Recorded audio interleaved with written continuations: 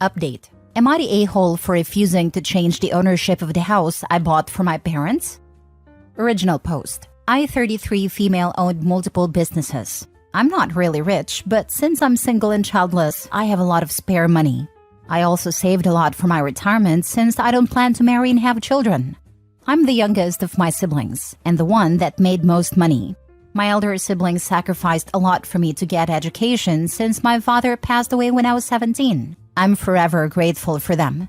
My stepfather Dan, 68 male, has 10 children with his previous wife. His previous wife passed away from cancer years ago.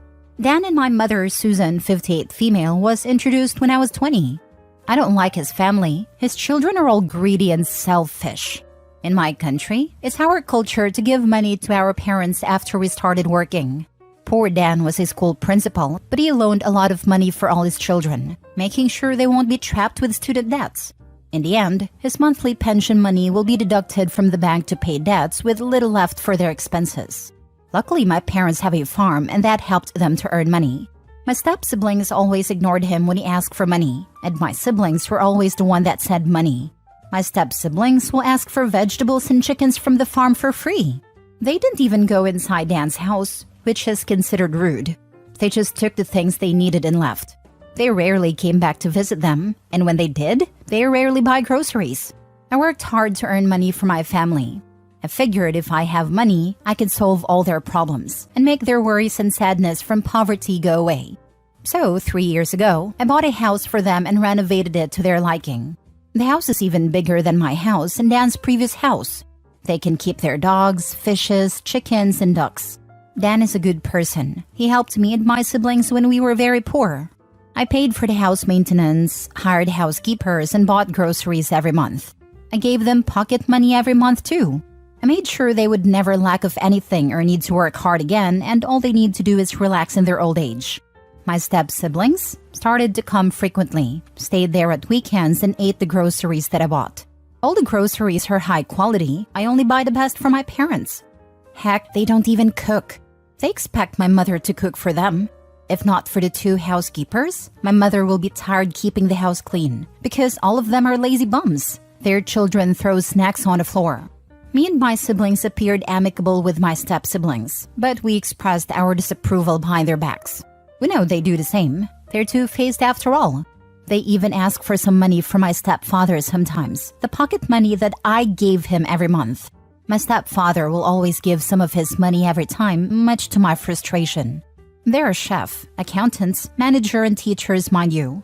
A week ago, I came back alone to my hometown and stayed in my parents' house. I came to see if my parents lack anything in the house and to see the dogs and 2 cats. 3 of my step-siblings were there, with their family. We all talked for a bit in the living room and then the topic of the house ownership came up. Apparently, my stepbrother thought the house is on Dan's name. I told them the house is still in my name. They got upset and passive-aggressively said I don't trust or care about Dan or my mother. I asked why does it matter since Dan and my mother live a comfortable life and I would never kick them out. Dan, being a passive-aggressive individual himself, shut them out and praised me, saying that I'm not his daughter but still do more. They were offended and went home that night. They have been making passive-aggressive posts about being controlling on Facebook ever since. My siblings made passive-aggressive posts as well. Most of it are mocking quotes about greedy and shameless people. Am I the a-hole for refusing to change the ownership of the house? Does it matter when I managed everything in the house? Now for the top comments before reading the update. Not the a-hole. The step beasts want to get a loan on the house, and you messed up their plan. Thank you. They accused me of being controlling, which is ridiculous. The only thing you're controlling is their ability to monetize the home your mom and stepfather live in. They had plans for that money, and it went up in pretty spiraling colored smoke before their eyes. Had it been in his name and he passed first, I guarantee they would have put your mom on the streets within a few months. You're a good person. They are greedy and grateful leeches. Please don't let them bring you down and never let their words take hold. They will always be out for themselves and can't be trusted. Yeah, Opie, you suck for not letting these people take further advantage of your parents. The fact is, if the homes were in Dan's name, they would kick your mom out before your stepdad is even in the ground. I would still add cameras to the property. I'm sure the second your parents aren't in that home, they will descend and take everything not nailed down, and wouldn't put it past them to squat. If I had a power to stop them from coming, I would have done it. Unfortunately, Dan is stubborn. He made a choice to let his children come because that's the only time he sees them. I already installed CCTV in a few areas in the house. Not the a-hole. They're just pissed and hoped you put it in Dan's name so when he dies, they'll get it. It's all about them as always. You were smart to keep it in your name. Otherwise, if it wasn't Dan's and he passed away first, your mom would end up homeless as they would kick her out. That's what I'm thinking. Dan has his own house. No one lives there for now, so they can take that instead.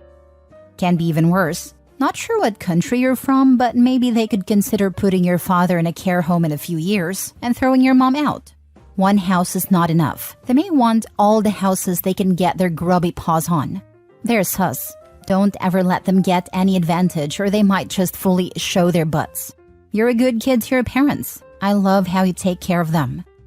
Oh, definitely. They don't want the old house because the house is old and not as nice as the new house. The old house is not renovated and properly maintained. Update. Hello, I know my story is a bit boring, but I will give an update nonetheless.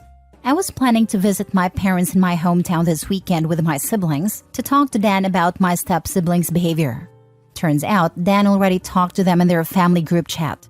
My step-siblings were angry. 6 step-siblings threatened to leave the group chat and stop contacting him. Dan said so be it. They didn't do it. I will make it short. 1. Step-siblings spread rumors about me being someone's sugar baby. My nosy aunt heard about the rumor and told my mother and Dan, telling them how ridiculous the rumor was. 2. Dan snapped in the group chat and disowned them. He kicked 6 of my step-siblings that spread a rumor out of the group chat. 3. The 4 youngest step-siblings remain in the group. Unlike the elder siblings, they lost their mom when they were young, so they see my mother as their mom. Apparently, their elder siblings borrow, meaning coerce, money from them every month. They also decided to go no contact with their elder siblings. Me and my family blocked the 6 greedy demons. Thank you for the encouraging words from previous post. Have a nice day, everyone. Finally, an ending that doesn't make me rage. Trash took itself out. If not for that, this would still be a crap show. Even better, Stepdad threw his own a-hole Bayou kids out for being an a-hole to OP. I have the feeling that this one's not done yet. There's still a lot of things that the step-siblings can do that would mess things up. And in less individualistic societies, things are never easy. At least OP and step-parents seem to have their heads and hearts in the right place. As always, laughing out loud at the parasites threatening to go no contact. Oh no, what will Dan do? Kowtow to the parasites or respect the stepchild looking after him and his wife? How will this round of F-arounded find out unfold? My mother-in-law is essentially no contact with me. I am purposefully no contact. And I think she believes she's punishing me while I'm just blissfully existing. It's so nice not being roped into crap all the time anymore and having to avoid rocking the boat. Or rather, work on keeping that boat from tipping over. She can drown for all I care. These people want to believe they're so important so badly, and then when it backfires, they're super surprised. No, not having to placate and take abuse isn't a particular hardship. Some people are so full of themselves they think the sun shines out of their behinds. Therefore, not speaking with them is some unbearable punishment. Last story. Am I the a-hole for refusing to go to my brother's wedding because he didn't want to invite me in the first place? Plus updates. Original post. So for context, I, 21 female, have an older brother, 25 male, who is getting married later this year. We used to be somewhat close when we were growing up, but drifted apart after I met his now fiancée, 24 female. From the start, his girlfriend and I didn't really get along, but I've always kept it civil for the sake of him and my family, so there are no bad feelings between us. Or so I thought. My grandmother called me up about 4 weeks ago to ask if I wanted to go dress shopping with her for the wedding, and I was so confused because I didn't even know my brother was engaged. I thought nothing of it and assumed they didn't mention it because I don't live with my parents anymore, but did find it somewhat strange that no one posted anything about the proposal until I found his girlfriend's private Instagram account in my boyfriend's phone because she blocked me. About a week ago, my mom called me and told me that the invitations were sent out that day and asked if I got mine, because my brother's girlfriend was supposed to give them to my boyfriend since they work at the same company. I said no, and she was very irritated. She called me back after talking to my brother and told me that she's inviting us to the wedding and I don't need an invitation. So I said that I am not going to the wedding without an invite, and that if they didn't want me at the wedding, I don't want to be there. Now, my family is saying I'm the a-hole for not accepting the invitation, my mother inviting me over the phone and saying that I want to ruin her wedding day. So, am I the a-hole? Now, for the top comments before reading the updates. Nope, I sure as heck wouldn't go either in that case. Your mother has every reason to be upset, but with your brother and his wife, not with you. Your mother can't claim you didn't accept the invitation because there was none, and it's not on her to invite you. You weren't invited, and attending the wedding would just put you in a really uncomfortable and awkward position. It would be another matter if, at the very least, your brother had called you to apologize and personally ask you to attend. But he didn't. Maybe he still will, but it's a little too late for that in my opinion. This. Brother doesn't want her there. Whatever the reason, don't go. They'll be unhappy. You'll be unhappy. No good can come of your going. Sounds like mom is trying to play happy family. If you want to solve the problem, then address the problem. Asking everyone to play happy is insulting and cruel. Opie will be sitting there, skin crawling in discomfort. At least that's how I'd feel. That was always one of my mother's lines. I told her when they start paying my bills, I'll start caring what they think. Mom is beefing up with the wrong person. They're beefing with the person they think is most likely to cave. Plus, she only has to deal with one person then, not her son, his fiancé, and possibly fiancé's family. I think she's failing to realize that it's too late. The damage has been done. If fiancé now turns around and says, oopsie, it won't be believed. And if she now sends an invite, OP probably will RSVP no. Not the a-hole, but please ask your parents why you didn't even know your brother was engaged and what the justification is for that. Ask your mom how she would feel if she found out about the engagement from another family member. Frankly, even if I got an invite, by this point I would decline. Now for the first update. Thank you for everyone's comments. I only posted a story today, but I already have the update because it just happened a few hours ago. My parents and my brother showed up at my house. Luckily, my boyfriend was home too. Oh, and I'm so not going to the wedding. This is what happened. My brother's fiancé does indeed not want me at the wedding. My parents and brother are trying to convince her to invite me. No thanks, not after everything. They came to our house to tell me I should apologize to my brother's girlfriend. I was totally fine with it. I only wanted to know what it was I was apologizing for, which is where I might be the a-hole. They told me that they couldn't tell me what it was, but that it happened 2 years ago when future sister-in-law and I used to work together at the same company. I tried to find out what it was, but they wouldn't tell me. My boyfriend got a bit upset about everything and told them that if they can't even tell me what I did wrong, he sees no reason for me to apologize. My brother then let us know that he doesn't care if we don't attend, but my grandparents told him if he doesn't invite me, they're also not going, and that's the only reason they want me there. So I decided that I'm not going to the wedding. Me and my boyfriend are going on a trip for the weekend.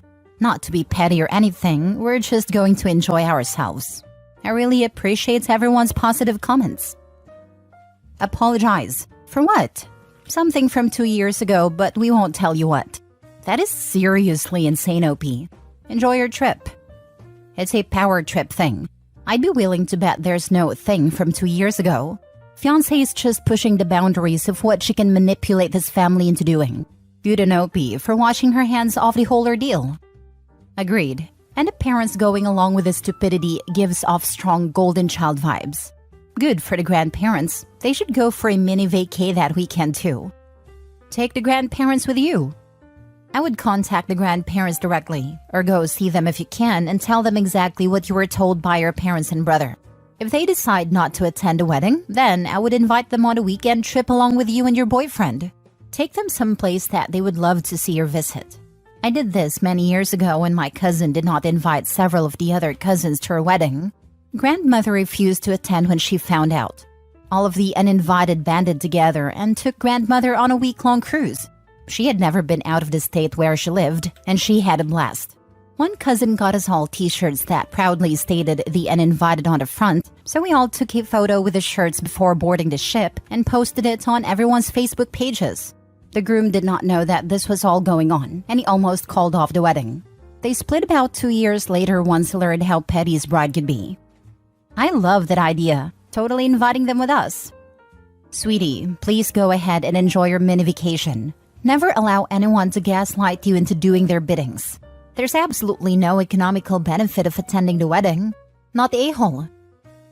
Second update. So my grandparents actually called me the following morning asking if I got invited to the wedding. I said no, and they were so mad. Turns out, my grandparents were paying for the wedding. My brother told everyone he was paying for everything himself, but nope. My grandparents are now not paying for the wedding, after a future sister-in-law also refused to tell them what she is upset about. My parents have stepped up to cover the rest of the wedding expenses, and my grandparents, my boyfriend, and I will be enjoying a great weekend. Thank you to everyone's comments and advice. I really appreciate it. My parents have stepped up to cover the rest of the wedding expenses. Your parents freaking suck.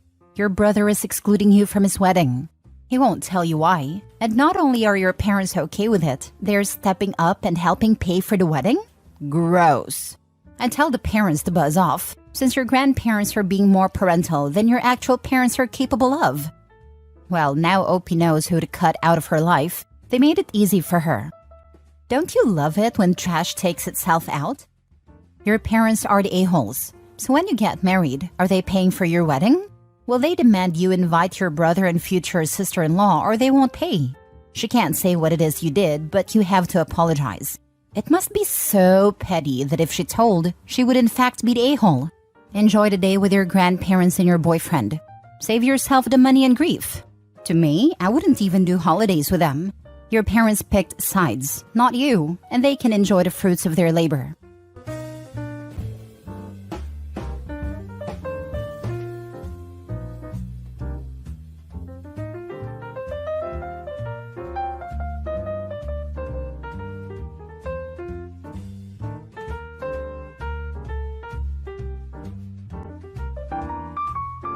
Update. Wife 37 female cheated on me 37 male 2 years ago and we worked through it. Now I want to leave and I feel guilty. Original post. Just over 2 years ago, my wife cheated on me with a co-worker at her work's Christmas party out of town. She told me immediately the morning after, and to say I was devastated would be an understatement. This happened pretty much immediately prior to our country going into lockdown, so we were stuck together. I was in a bit of a daze at a time and just kind of went through the motions. I was angry and miserable, but also wanted to understand why she would do it. Hence, it made sense to work through it at a time, seeing as we were seemingly stuck together. To her credit, though, she did everything possible to make it right. She quit her job, cut off all contact with a coworker, offered to go to therapy/counseling, and even admitted to what she did publicly. I never asked her to do this, and her mother and sister are very close to her and were appalled. She became much more loving and considerate and even offered to let me sleep with someone else. I was actually upset with the suggestion, but she was only saying it out of desperation. Fast forward to now, 2 years later, and by all accounts things feel like they're back to normal again. At least for her. She's no longer moping around the house, stepping on eggshells in conversation, breaking down when anything regarding cheating happens. She started crying while we were watching a soap where a wife cheats on her husband. Unfortunately, I feel like this return to normalcy has reopened a wound. I think about that night more these days than I did during the previous 2 years. I don't know why, but I think that society returning to a bit of a pre-2020 state has made me feel like I've gone back in time to that evening. I can't stand to look at her anymore. Not in a she disgusts me way, but in more of a why are you still even here kind of way. I feel guilty for wanting to leave now after all the work she put in, even though logically I know I shouldn't. I feel like I'm the bad guy for wanting to end a marriage after the work she has put in. I know people will be able to easily say she made her bed, etc., but I'm still really struggling with the idea of leaving her for her sake. I don't hate her for it, but I don't think I love her anymore, and I know this will destroy her. Part of me wishes I was strong enough to have left when it happened. Anyone been in a similar situation or have any advice? Thanks in advance. Now for the top advice before reading the update. You can't help the way you feel. Her effort to make things right is completely admirable, but ultimately a relationship is two people and two sets of feelings. Staying for her sake helps no one. She will sense you are there for the wrong reasons and it will cause a brand new set of issues. If you don't love her, then leave. It will hurt in the beginning, but if you don't hate her, then you wouldn't want her to be deprived of love, and you deserve to be in a place where you trust and love fearlessly. Staying for the sake of never works in a good way. Be kind in the break, but don't stay for some misguided idea that you are a knight in shining armor. You will both survive and thrive. Thank you for your response. This has helped. And for what it's worth, calling it quits at this point doesn't mean that either of you have wasted the last 2 years.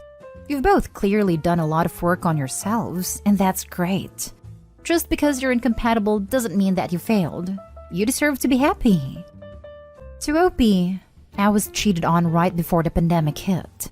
I gave my now ex-wife a month to make things right, and she did the opposite. Almost 2.5 years later, her and her affair partner are still together. We also have 2 children together. I look back and wonder why she didn't give our 16-year relationship at least one chance to survive. But now I'm honestly glad. I have a fair custody arrangement. I'm a better dad. Have a wonderful girlfriend that has shown me everything about true intimacy and loyalty that my ex was not able to. Also, my ex is still a decent mother despite being a terrible wife. It is still incredibly painful at times, but I am reminded that our paths aren't always straight, and that my life is much better now than before. This is why cheating is a deal breaker for so many people. Getting past the betrayal is almost impossible, even if you try. And the breakup would be the consequence of her actions. It is not impossible, as a great many do it, but don't share it all in the internet. The problem is that she did the work to get through everything and get better, but he didn't. And equal relationships don't last. What was he supposed to do in this scenario? She's the one who did a bad thing and needs to prove her remorse and that she's changed. Would you tell the guy who got beaten up and mugged that he should have done things differently? A lot of people find themselves in your situation. They don't immediately leave because they've been blindsided and everything is too much to process. But once they come to terms with the betrayal, they can no longer look past it. Don't see the last 2 years as wasted. If you had left that night, you may still have been suffering from the trauma of betrayal. You've had a chance to work through it, seen her remorse and fallen out of love with her organically. It will be difficult for her.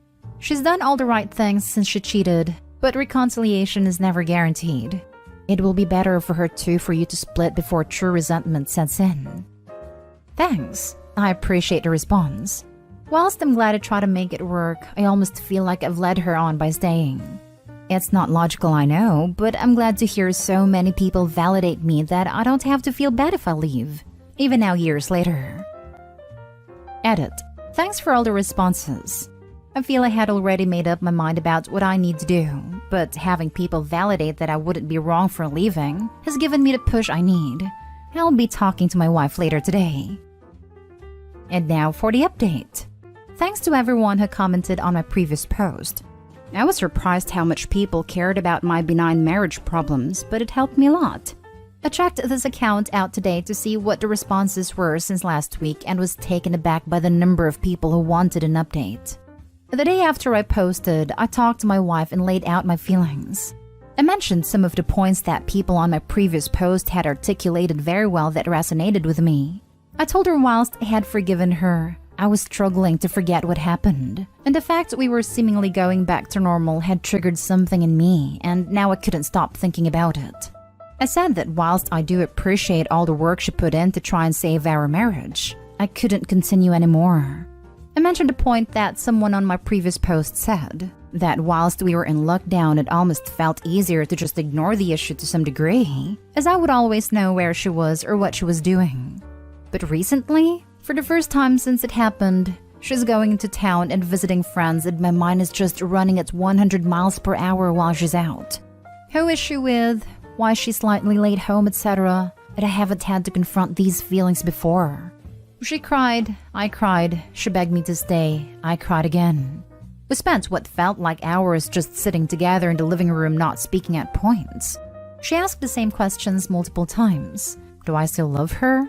Will we ever see each other again? Is there anything we can try to make this work? I think eventually she was doing it to delay the inevitable. She's now staying at her mom's house, and I'm going to file for divorce. I know it's easy to lay all the blame at her feet when you're on the outside looking in, but I feel just as bad today as I did the day I found out what happened. I'm heartbroken again. I know full well I'm going to question myself if I've made the right choice. You can tell me it is the right choice all you like. There is no way I will ever be sure this was the right choice. There are no winners with this situation. Everyone is miserable. Everything sucks, and I'm here reliving the most painful experience of my life for the benefit of a bunch of internet strangers who probably only want to read about the drama and have no reason to care about me personally. I don't mean to come across as bitter. I had lots of genuinely supportive comments in my previous post. I'm just really struggling right now. I won't be using this account or responding here again after this post. Thanks to everyone who commented on my previous post. Sorry you're going through this, buddy. I truly hope you find happiness with someone else in the future. You couldn't actually say whether a relationship can recuperate until you've attempted. You put forth a valiant effort, and presently you finally accept reality for what it is, realizing beyond any doubt you put a significant investment of time and energy into moving beyond it. I'm here reliving the most painful experience of my life for the benefit of a bunch of internet strangers who probably only want to read about the drama and have no reason to care about me personally. This is so accurate when it comes to Reddit. Like most of the time, I make comments and I forget about it until I get a little notification thing. Unless it's something really crazy like under the floor hidden toilet girl. Most of us are here because we're messy people that live for drama. That's why the advice tends to be so repetitive. It's wild when people take the advice given here as the only way to go about it. I'm sorry you're going through this, OP. Good luck with your healing. Not to defend the drama-seeking Reddit users, but he did come to us. His best thing he should have done was seek some professional help. He's projecting his hurt/anger on Reddit strangers. I went through something similar. You did the right thing, as difficult as it will be. I'm glad you updated us. I'm wishing you healing on your journey. Since you're going through something similar, I hope you're doing well and I hope you made a decision you felt best for you. I as well am wishing you well.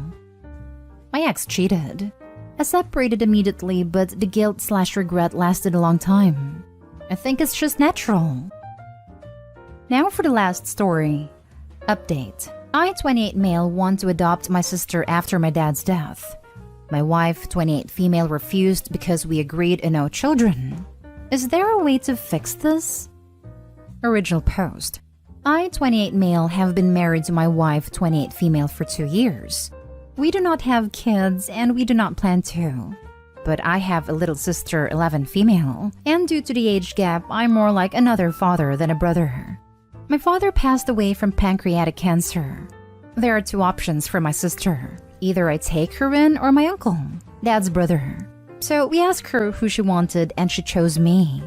Here is the problem. My wife and I decided that we did not want kids, so she does not want to adopt my sister, especially since my uncle can. But my sister has no parents now. I don't want to make sure she's able to recover and be healthy. And since she wants to be with me, I will not force her to be with our uncle. This is causing a lot of tension with my wife. Things escalated and finally told her I am doing this whether she agrees or not. She can either accept it or we get divorced. We have not talked since then. What can I do in such a situation?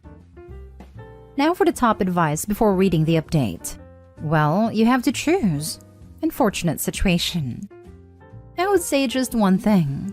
Opie can find another wife, but can't find another sister. For her to choose him, they have a bond, and that will be broken if Opie chooses wife. Plus, it's one thing to have not children. Another thing to drop a brother or sister due to that if they get along. Yes, these people are tripping. I'd drop her fast AF if I had a little sister and my girl made me decide me to choose, especially at 28 years old. There are so many other options. Unpopular opinion, but Opie's wife seems a bit selfish. Opie, you are doing the right thing.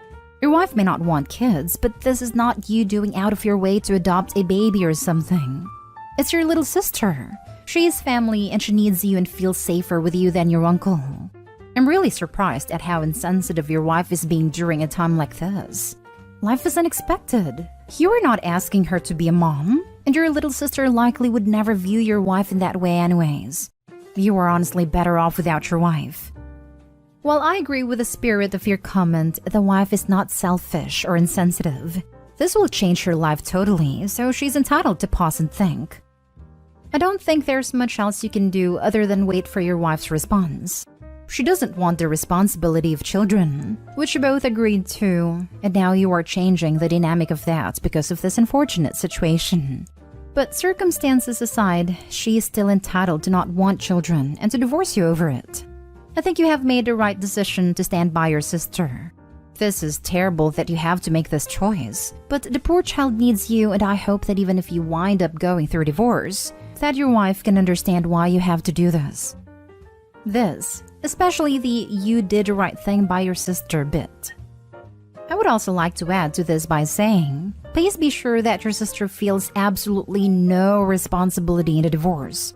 It would be an awful weight to put on your sister, so you have to be very careful with how you handle the situation and how you explain the divorce to your sister.